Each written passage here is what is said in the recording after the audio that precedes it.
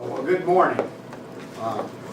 Today I'm announcing I will not be traveling on the trade promotion mission to South Korea and to China next week. We do have 40 individuals traveling and billions of dollars of potential economic activity from Iowa at stake. So this remains an important priority for our administration. As such, I've asked the Lieutenant Governor to lead this mission. And now I'm going to turn it over to Lieutenant Governor. Thank you, Governor. Good morning. As you've continuously heard over the past several weeks from Senate Democrats, they continue to insist that there is no budget surplus. We want to be clear at this point. They want to make sure that they want to insist that there is a budget surplus, and we want to make clear at this point that there is no budget surplus. It's built into the budget so we can meet our ongoing obligations, and that's why it's so important to do the 2-year budget and the 5-year projection. We liken their claims to the following. A mom and dad get paid on Monday, and they head home to greet their kids, and the kids are at the door insisting and crying out to spend more and more money as they know that the checking account is full, and they're insisting on things that they want. But the mother and father understand something. They understand that on Friday the mortgage is due.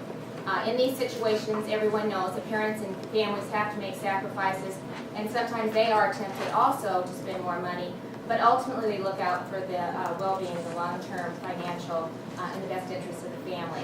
Spending all the money would leave them without the funds to keep the roof over their heads and really to sustain the other expenses that keep the family fed, warm, and safe.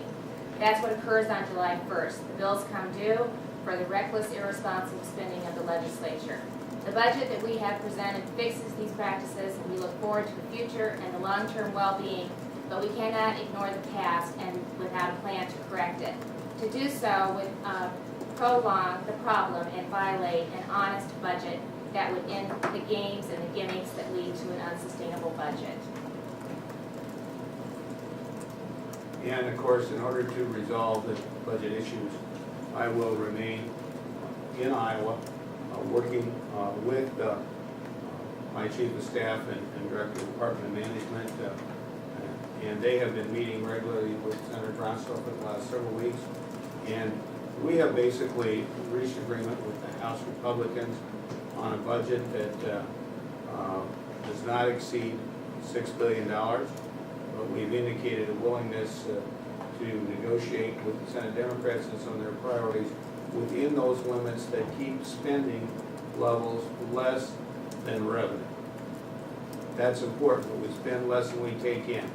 Those are the things that have not been done for the last several years, and that's what we came here to correct. We've repeatedly asked Senator Branstad to come up with his priorities within those limitations, and so far he has failed to do so. Last week I acknowledged that our proposal to reform the preschool process was not going to be approved this year because it's so late. Local school districts have already basically set their budgets, and we continue to believe that this is a direction that we need to go in the future. We're going to have our education summit this summer. We're looking at comprehensive reforms in the whole way we finance K through 12 education. In fact, including preschool, and even looking at the impact on higher education and teacher preparation.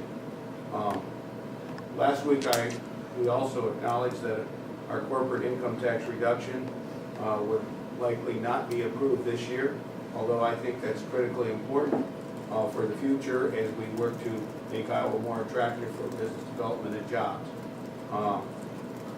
Today I've announced canceling my participation in the trade promotion mission and focusing instead on completing what we need to get done here, which is a budget that's sustainable for the long term, reducing the commercial property tax and limiting the property taxes and other class of properties so we don't have a massive property tax increase in this state.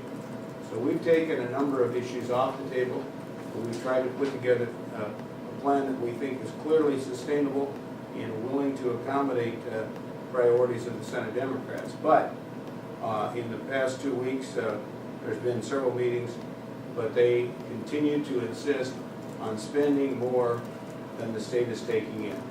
We are not going to go down that route. I think the people of Iowa spoke very clearly in the election this past year. They're tired of these budget cliffs. They're tired of the budget gimmickry. They're tired of not funding, of not funding things like Medicaid and indigent defense entitlement programs with ongoing revenue, and then having to try to figure out what to do with that the next year. And so we put together a budget that's sustainable for the long term, and that's the commitment that we made to the people of Iowa. Within those guidelines, there is opportunity to accommodate some of the concerns that the Senate Democrats have, if they're willing to give us a list of those. To date, they have been unwilling to. I think that's unreasonable, and I believe the people of Iowa deserve better. There's been virtually no action in the legislature for the last several weeks. I intend to stay here and hold their feet to the fire, because I believe the people of Iowa deserve a budget that is sustainable for the long term, and one that protects the taxpayers against a massive tax increase. Governor, the Democrats are saying that you're playing the budget gimmicks in that because of... No, there's no budget gimmick. Well, this is what they're saying. They're saying that because of the tax breaks for commercial property taxes, that bill itself will cost state government hundreds of millions of dollars once fully implemented, and as well as local government's money, and that if it weren't for such recommendations, you'd have plenty of money for their priorities as well. Can you respond to that?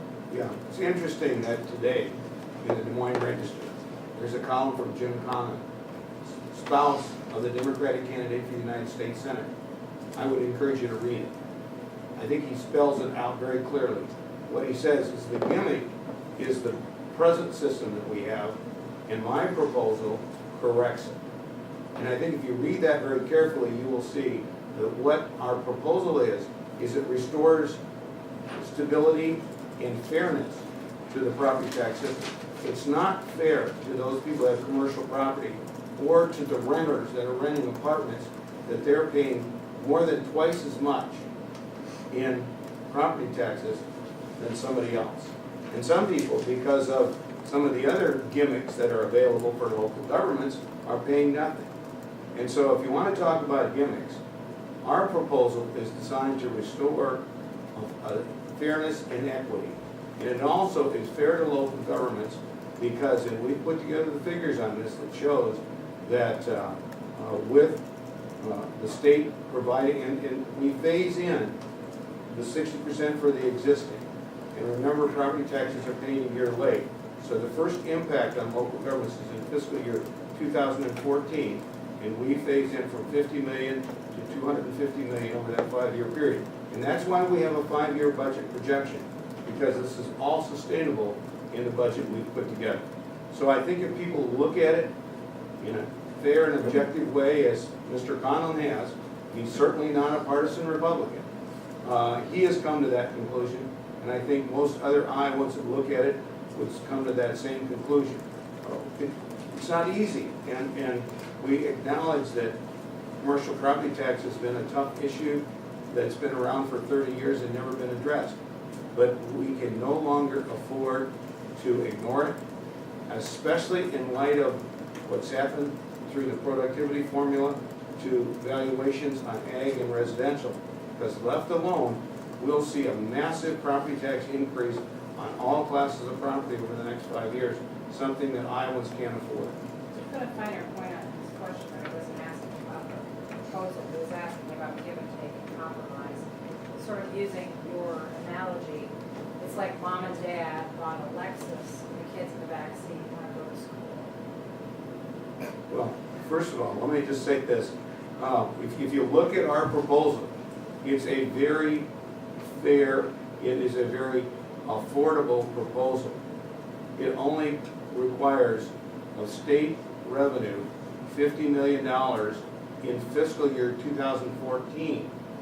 And then it goes to 100 million and then 150, and this is on a $6 billion budget. So if we can control the spending appetite in the legislature, as we are committed to doing, it's clearly affordable. We're not saying we're going to do this immediately for the existing property. We're phasing it in over a 5-year period. Now, yes, we want to do it immediately for new, because we want to say a clear signal, Iowa's open for business, and we want business decision makers to choose to locate in Iowa. So reducing tax and regulatory burdens and having this new partnership for economic progress is really important, because we need to focus on jobs, and that is the focus of this administration. Would it be fair to say then that you're looking ahead to your 5-year plan for property tax when you're resisting Yes. spending more money for education? Yes, well, first of all, let me say this. The first thing we're doing in education is restoring stability and predictability. Look what they've gone through the last 2 years. Governor Culver did this irresponsible 10% across-the-board cut that really hit schools hard in October of 2009, less than 2 years ago. Then last year, the legislature purposely underfunded by over $200 million the school aid formula. We are fully funding the school aid formula. We're assuring school districts there won't be any of these nasty surprises, across-the-board cuts, underfunding. And then we're going to have an education summit this summer. And that education summit is going to focus on the future of education. I've already put in place a new director of education, Jason Glass, who is an education reformer. We also are bringing Arnie Duncan. He's the one that came up with Race for the Top. It's been a real promoter of reform.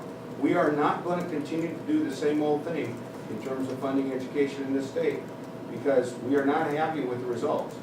We have slipped in our relationship to other states with regard to student achievement. We want to reverse that.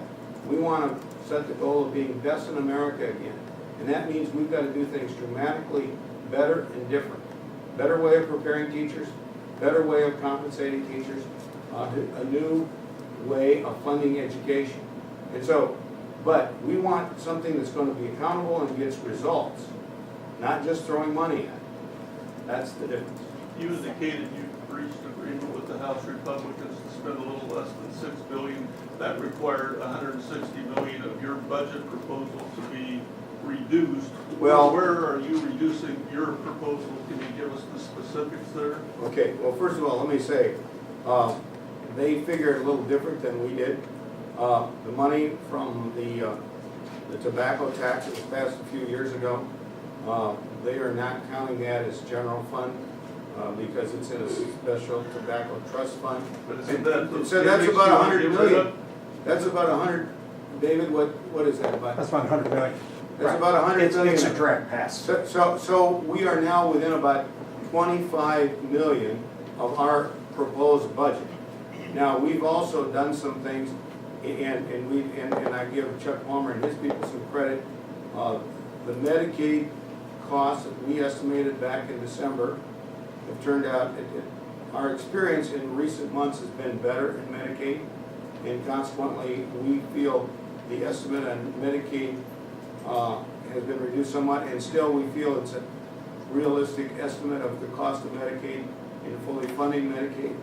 And so that's where some of it goes in. I don't know all the details. David can give you all the details. Governor, as you recall, your budget's put together in December, and then we keep doing, refining Updates. the estimates as we go along. School aid formula is coming in at $6 million less than what we projected in December as well, so that's all part.